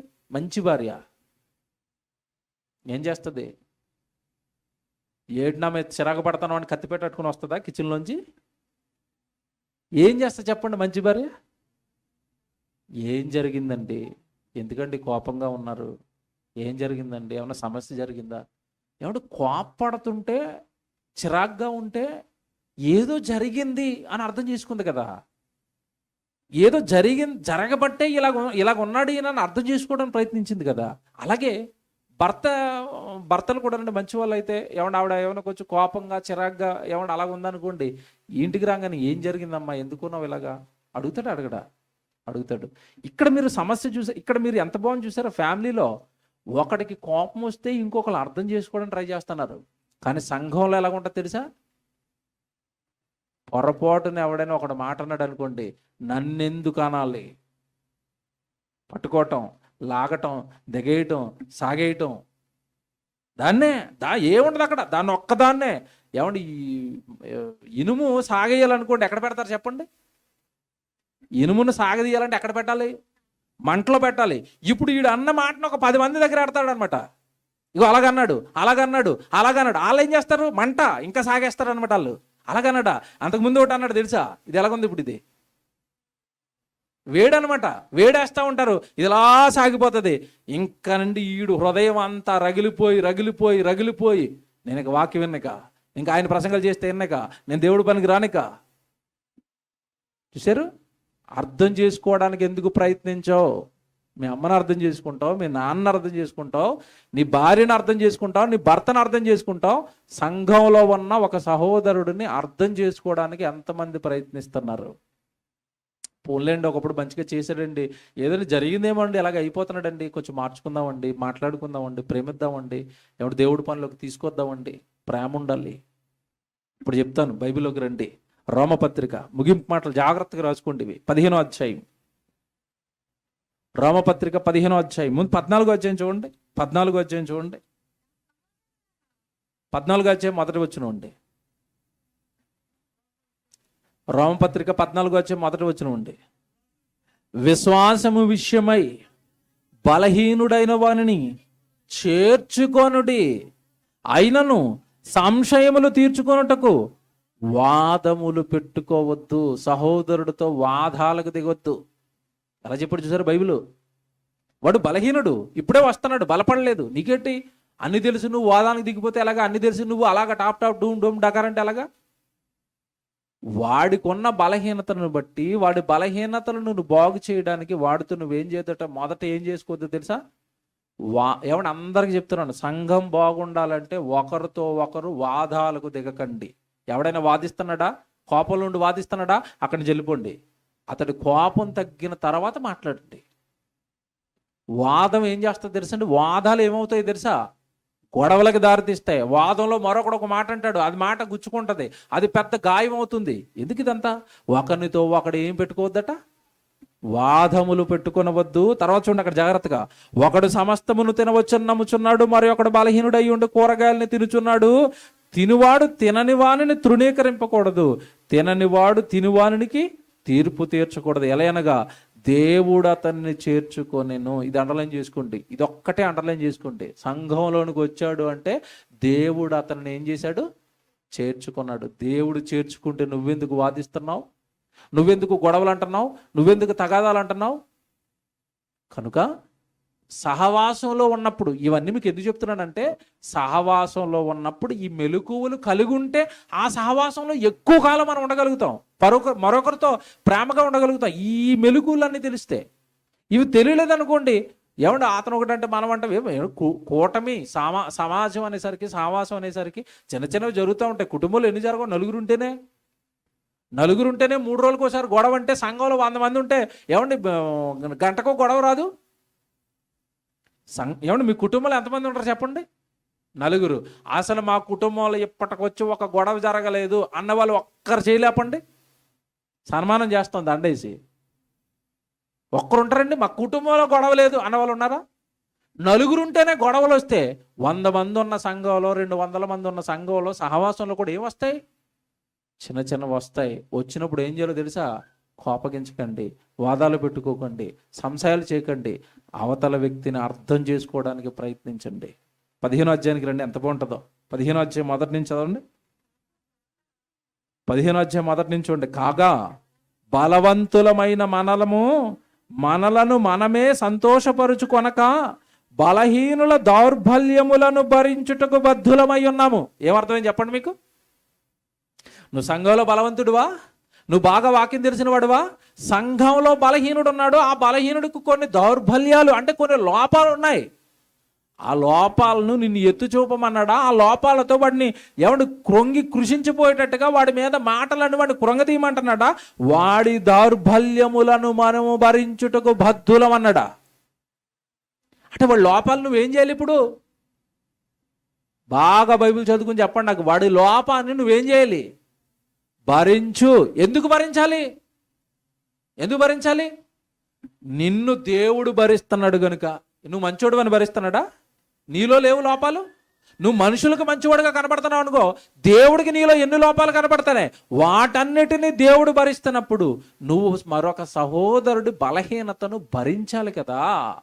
ఇంకా చదవండి, ఎంత బాగా మాట్లాడతాడో.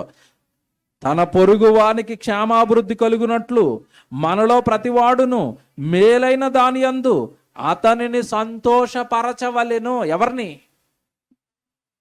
బలహీనుణ్ణి సంతోష పెట్టాలట, బలహీనుణ్ణి బాగు చేయాలట, బలహీనుణ్ణి భరించాలట. ఇంకా చూడండి, క్రీస్తు కూడా తన్ను తాను సంతోషపరచుకొనలేదు కానీ నిన్ను నిందించు వారి నిందలు నా మీద పడిన అని వ్రాయబడినట్లు ఆయనకు సంభవించెను. ఎలయనగా ఓర్పు వలన లేఖనములను ఆదరణ వలన మనకు నిరీక్షణ కలుగుటకై పూర్వమందు వ్రాయబడినవన్నీ మనకు బోధ కలుగు నిమిత్తము వ్రాయబడి ఉన్నవి. 5వ వచనం జాగ్రత్త చూసుకోండి. మీరేకభావము గలవారై ఏకగ్రీవముగా మన ప్రభువైన యేసుక్రీస్తు తండ్రియగు దేవుని మహిమపరచు నిమిత్తము క్రీస్తు యేసు చిత్త ప్రకారము ఒకనితో ఒకడు మనసు కలిగిన వారయ్యుండునట్లు. చూసారా, ఇది పెద్ద సెంటెన్స్ అండి, మధ్యలో మనకు అవసరమని చెప్తున్నాను. మీరు ఏకభావము గలవారై ఉండాలట. ఎందుకు ఏకభావం, ఎందుకు ఏకగ్రీవంగా ఉండాలి అంటే యేసుక్రీస్తుల వారి ద్వారా తండ్రి అయిన దేవుడిని మనము మహిమపరచటానికి ఒకనితో ఒకడు మీరు మనస్సు కలిగి ఉండండి. సావాసం నిలబడాలి అంటే నాకు సంఘంలోనికి వస్తున్న వాళ్ళందరి మీద కూడా మనసు ఉండాలి, మనసు నిలుపుకోవాలి, మనసు నిలపాలి. ఒక సహోదరుడి మీద మరొక సహోదరుడు మనస్సు నిలపాలి. మనస్సు నిలపడం అంటే ఏంటి చెప్పండి? పదాలు అలాగ ఉంటాయి కానండి, ఆలోచిస్తేనండి మీరు నమ్మరండి. ఒక్కొక్క వచనం గంట సేపు చెప్పాలండి. మనస్సు నిలపండి అంటే అర్థం ఏంటో తెలుసా? మీకు ఇది అర్థం అవుతుంది. ఒక ఉదాహరణ చెప్తాను. అమ్మాయి అందంగా ఉందనుకోండి, అలా రోడ్డు మీద వెళ్తుంది. ఎవడో ఒకడు మనసు బారేసుకున్నాడు. ఆడు ఏం చేస్తాడు చెప్పండి? అప్పటి నుంచి ఎక్కడికి వెళ్తుంది, ఏ టైంకి బయటకు వస్తుంది, ఏమి తింటుంది, ఏ రంగు బట్టలు వేసుకుంటుంది. ఎందుకంటే పడగొట్టాలి కదా అమ్మాయిని. తర్వాత పడగొట్టాలి అంటే నా మనసు ఆవిడ మనసుతో కలవాలి అంటే ఆవిడ మనసులో ఏముందో తెలుసుకుని, ఆవిడకి ఏమి ఇష్టమో తెలుసుకుని ఇంక ఫాలో చేస్తూ ఉంటాడండి. మీకు అర్థమైంది? ఇప్పుడు దేవుడు ఏమంటున్నాడు? దేవుడి పని బాగా జరగాలి అంటే మీరు ఒకడి మీద ఒకడు ఏం చేయాలంటే ఇప్పుడు మనస్సు నిలపండి. ఒకడు గుడికి రావటం లేదు అంటే ఎందుకు రావట్లేదు? తమ్ముడికి ఏమైనా జరిగిపోయిందా? ఏమైనా ప్రమాదంలో ఇరుక్కున్నాడా? ఒంట్లో ఏమైనా బాగోలేదా? ఎందుకు రావట్లేదు? ఏమైనా కూరగాయలు కోయడానికి వచ్చేవాడు కదా, దేవుడు పని చేయడానికి వచ్చేవాడు కదా, సన్నిధిలోకి వచ్చేవాడు కదా, బైబిల్ క్లాస్కి వచ్చేవాడు కదా, ఎందుకు రావటం లేదు? మనస్సు నిలిపరా? ఎవరి మీదైనా మనస్సు నిలిపరా? ఏమండి, ప్రసంగం మనం వింటున్నాం కదండి.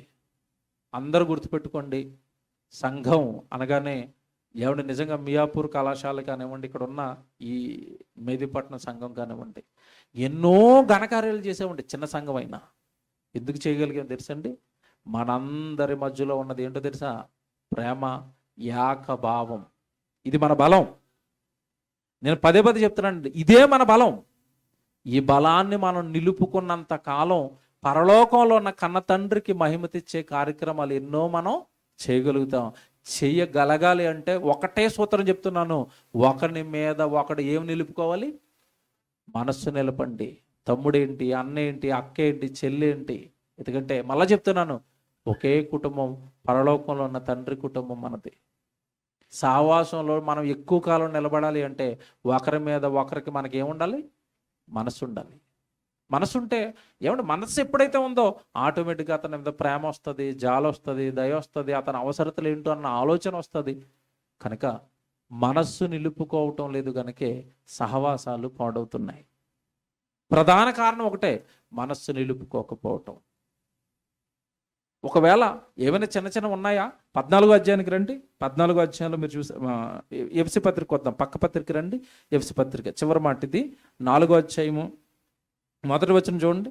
ఎఫ్సి పత్రిక 4వ అధ్యాయం మొదటి వచనం. కాబట్టి మీరు సమాధానమను బంధము చేత ఆత్మ కలిగించు ఐక్యతను కాపాడుకొనుచు శ్రద్ధ కలిగిన వారై ప్రేమతో ఒకరిని ఒకడు సహించుచు. ఇది అండర్లైన్ చేసుకోండి, ఎంత బాగుంటుందో. ప్రేమతో ఒకరిని ఒకడు ఏం చేయాలట? సహించాలి. ప్రేమతో ఒకరిని ఒకడు సహించాలి. భర్త భర్త మంచివాడైతే భార్యని సహిస్తాడు. భార్య మంచిదనుకోండి, అతను ఎన్ని చేసినా సరేనండి, అతని మీద ఉన్న ప్రేమతో సహిస్తుంది. సహించాలంటే ముందు ఏముండాలట? అక్కడ ప్రేమతో ఒకరిని ఒకడు సహించండి. అది ఎప్పుడైతే తగ్గిందో, ప్రేమ ఎప్పుడైతే తగ్గిందో, మనం ఎవరిని సహించుకోలేమండి, ఎవరిని భరించుకోలేము, ఎవరిని ప్రేమించలేము. కనుక సహవాసం సంఘ సహవాసంలో మీరు ఉండాలని కోరుకున్న దేవుడు సహవాసంలో ఉన్నప్పుడు ఏవైనా చిన్న చిన్న ఇబ్బందులు, చిన్న చిన్న ఇరుకులు, చిన్న చిన్నవన్నీ కూడా దేనిని బట్టి వస్తాయో కూడా ముందు చెప్పేశాడు. 100 మంది 200 మంది సంఘంలో సహవాసంలో ఉంటున్నప్పుడు భిన్నమైన మనస్తత్వాలతో మనం ఉన్నప్పుడు ఒకరిని ఒకడు సరి చేసుకుంటూ, ఒకరినొకడు హెచ్చరించుకుంటూ, ఒకరినొకరు ప్రేమించుకుంటూ, ఒకరినొకరు భరించుకుంటూ, ఒకరిని ఒకరు సహించుకుంటూ ఎన్ని చెప్పాడండి. అంటే సహవాసం నిలబడాలి అంటే సహవాసం వెనకాల ఇంత ఉందా? ఇన్ని నియమాలు, దేవుడి నియమాలు తెలిస్తేనే తప్ప సహవాసంలో నేను నిలబడలేను, నువ్వు సహవాసంలో నిలబడలేవు. సంఘం అనగానే చిన్నది కాదు, అధికారం పొందింది దేవుని వలన. పాతాళలోక ద్వారములు దాని ఎదుట నిలువ నేరవు. అది సంఘం అంటే మనకు అర్థమవలేదేమో ఇంతకాలం. పాతాళం యొక్క ద్వారాలు దాని ఎదుట నిలువ నేరవు అంటే పాతాళంలో నుంచి నిన్ను తప్పించి పరలోకానికి నడిపించేది సంఘమైనప్పుడు, ఆ సహవాసమైనప్పుడు, ఆ సహవాసంలో నువ్వు నిలబడడానికి చిన్న చిన్న వాటిని నువ్వు భరించాలి కదా, చిన్న చిన్న వాటిని నువ్వు సహించుకోవాలి కదా, చిన్న చిన్న వాటిని నువ్వు పట్టించుకోకూడదు కదా, ప్రేమ కలిగి ఉండాలి కదా, సరి చేసుకుంటూ వెళ్ళాలి కదా, బాగు చేసుకుంటూ వెళ్ళాలి కదా, సహవాసంలో నువ్వు నిలబడుతూ అనేక మందిని నిలబెట్టుకోవాలి కదా. అది కదా సహవాసం అంటే, అది కదా సంఘం అంటే, అది కదా ప్రేమ అంటే, అది కదా దేవుడు కోరుకున్న సహవాసం అంటే. కనుక సంఘాన్ని, పరిచర్యను, వాక్యం చెబుతున్న జ్ఞానులను, దేవుడు వాక్యం తెలిసిన వాళ్ళని, వీళ్ళతోనే మన సహవాసం ఉంటుందా? లేదా ఇందా చెప్పాను కదా, ఒక సొలొమోను సహవాసమా, లేదంటే ఒక లోతు సహవాసమా, లేదంటే హవ్వమ్మ పడిపోయిన సాతాను సహవాసమా? ఏ సహవాసంలోనికి మన జీవితం వెళుతుంది? బాగా ఆలోచించుకుంటే ఎప్పుడు కూడా వాక్యం మనల్ని హెచ్చరిస్తున్న ప్రకారం మన జీవితం లోపలికి పెట్టుకుని నేను ఎవరితో ఉంటున్నాను ఎక్కువ, ఎవరితో మాట్లాడుతున్నాను ఎక్కువ, ఏం చేస్తున్నాను ఎక్కువగా, మీరు జీవితంలో మీరు ఎక్కువగా ఏం చేస్తున్నారో చూసుకోండి, అదే మీ సహవాసం. చాలామంది ఎక్కువగా టీవీ చూస్తారు అంటే వాళ్ళ సహవాసం ఏంటి చెప్పండి? ఇప్పుడు ఎవరితో? టీవీతో సహవాసం. కొంతమంది కంటే చాలా పిచ్చి ఏంటంటే పని అయిపోయిందంటే చాలు తలుపేసి పక్కింటోళ్ళకి వెళ్ళిపోతారు. ఆ పక్కింటోళ్ళతో మాట్లాడాలి, వాళ్ళతో మాట్లాడకపోతే ప్రాణంలా ఉండదండి. అదొక సహవాసం. మీరు ఇప్పుడు బాగా ఆలోచించుకుంటే మీరు ఎక్కువగా దేంతో గడుపుతున్నారో అదే మీ సహవాసం. దేవుడితోనా, వాక్యంతోనా, బైబిల్తోనా, దేవుడు పనితోనా? అసలు మీరు దేని సహవాసంలో ఉండిపోయారు ఈ రాత్రి? మిమ్మల్ని మీరు ఆలోచించుకోండి. బైబిల్లో మాట ఉంటుంది, టైం అయిపోయి చూపించలేదు. మనము ఆయనతో అన్యోన్య సహవాసం గలవారమై ఉందాం. ఎవరితో ఉండాలో తెలుసా? అన్యోన్య సహవాసం దేవుడితో అన్యోన్య సహవాసంలో ఉంటే ఎప్పుడు ఏ ఆలోచనలు రావండి. ఇక దేవుడు పని, వాక్యం, దేవుని పిల్లలు, సభ, వాక్యాలు, ప్రసంగాలు, పాటలు ఏంటోనండి, ఇంక అసలు మరో ప్రపంచం తెలియదండి. దేవుడితో మీరు సహవాసంలో ఉంటున్నారా? మీకు ఎంత చెప్పాడు కదండి తొలి ప్రసంగంలో, పరిశుద్ధ ఆత్మ దేవుడు మనతో ఎప్పుడు కూడా అన్యోన్య సహవాసం గలవాడై ఉండేటకు ఇష్టపడుతున్నాడు. మీరు స్పేస్ ఇవ్వాలి కదా ఆయనకి. ఆయనతో మీరు ఉండాలి కదా, ఆయన మీ దగ్గరకు వస్తున్నాడు, మీరు ఆయనతో ఉండాలి కదా. పరిశుద్ధాత్మ దేవుడితో సహవాసంలో ఉంటే ఎలా జరుగుతుందో తెలుసండి? మీకు తెలియదండి. ఆయన నిజంగా ఆయన కార్యక్రమాలు అనుభవించటమే. అనుభవించితేనే అర్థమైపోద్దండి. మనం ఎవరితోనే మాట్లాడాలనుకుంటున్నామో, లేదంటే ఎవరి మీద మనసు తిరిగిందో, లేదా ఏదో కావాలనుకుంటున్నామో లోపల అనుకుంటాం. మనం లోపల అనుకుంటామండి. లోపల అనుకున్నవి నిజంగా మీరు ఆలోచించండి. మీరు లోపల అనుకుంటున్నా, మీరు దేవుడితో సహవాసంలో ఉంటే మీరు ఏదైతే అనుకుంటున్నారో అది ఆయన మీ కళ్ళ ముందుకు తెస్తాడు. మీరు ఎవరినైతే చూడాలనుకుంటారో వాళ్ళు మీ కళ్ళ ముందుకు వస్తాడు. మీరు నిజంగా నమ్మరండి. ఒక చోట ప్రసంగం చేశాను నేను. ప్రసంగం చేసిన తర్వాత కూర్చున్నాను. ప్రసంగం అయిపోయిన తర్వాత భోజనాలు చేశారు. ఆ అయ్యగారు ఇంటికి ప్రార్థన చేయడానికి తీసుకెళ్ళాడు. ఆయన అంటున్నాడు, మీరు వేదిక ఎక్కక మునిపే మా సంఘంలో ఎలాంటి ప్రసంగం చెయ్యాలి అని నేను మీతో చెబుదాం అనుకున్నానన్నా, కానీ మీతోనే దేవుడు అలా మాట్లాడించేశాడు. నిజంగా నేను అనుకున్నది మీకు ఎలా తెలిసింది అన్నాడు. అప్పుడు నేను మాట చెప్పాను, మీరు అనుకున్నది నాకెలా తెలిసిందంటే, నాలోనూ పరిశుద్ధాత్మ దేవుడు ఉన్నాడు, మీలో కూడా ఎవరున్నారు? ఇప్పుడు ఇంటర్నెట్ ఉందండి. ఇంటర్నెట్లో నాకు సెల్ ఫోన్లో ఒక ఫోటో ఉంది. ఇప్పుడు నాకు ఇంటర్నెట్ ఉంటే ఆ సెల్ ఫోన్తో ఆ ఫోటో నేను ఎవరికి పంపించవచ్చు? ఎవరికి ఇంటర్నెట్ ఉంటే వాళ్ళందరికీ పంపించవచ్చు. ఎందుకంటే ఇన్నర్ కనెక్షన్ అనమాట. నా ఫోన్కి ఆ ఫోన్కి కనెక్షన్ ఏంటి ఇప్పుడు చెప్పండి? ఇప్పుడు మనందరి ఫోన్లకి కనెక్షన్ ఏంటి చెప్పండి? ఇంటర్నెట్ కదా. మనందరి ఆత్మలకి కనెక్షన్ ఏంటి చెప్పండి? పరిశుద్ధాత్మ దేవుడు. అనుభవించావు ఎప్పుడైనా? నాలో ఉన్నాడు కదా, నేను ఏదైనా అంటుంటే అవతల తెప్పేస్తాడు కదా. మీకు విషయం తెలుసండి, మీకు ఎలా తెలుస్తాయండి ఇవన్నీ? మీరు ఎలాగండి మాట్లాడేస్తారంటే మాకు ఎవరు చెప్పరండి మనుషులు. మాకు ఎవరు చెప్తారో తెలుసా? వాళ్ళ ప్రవర్తనను బట్టి నాయన ఇతను ఇలా ఉన్నాడు అని దేవుడు చెప్తాడు. పరిశుద్ధాత్మ దేవుడు చెప్తాడు, ఈ ప్రసంగం చేయి నాయన, ఇలా ఉంటున్నాను నాయన, ఇది సంగతి నాయన. కనుక దేవుని పిల్లారా, ఎవరినో ఉద్దేశించో ఏదో చెప్పాలని కాదు, బైబిల్లో ఉన్నవే మీతో చెప్పాను. సహవాసంలో మీరు నిలవబడాలి అంటే నేను చెప్పిన ప్రతి మాట మీరు జాగ్రత్తగా ఆలోచించాలి.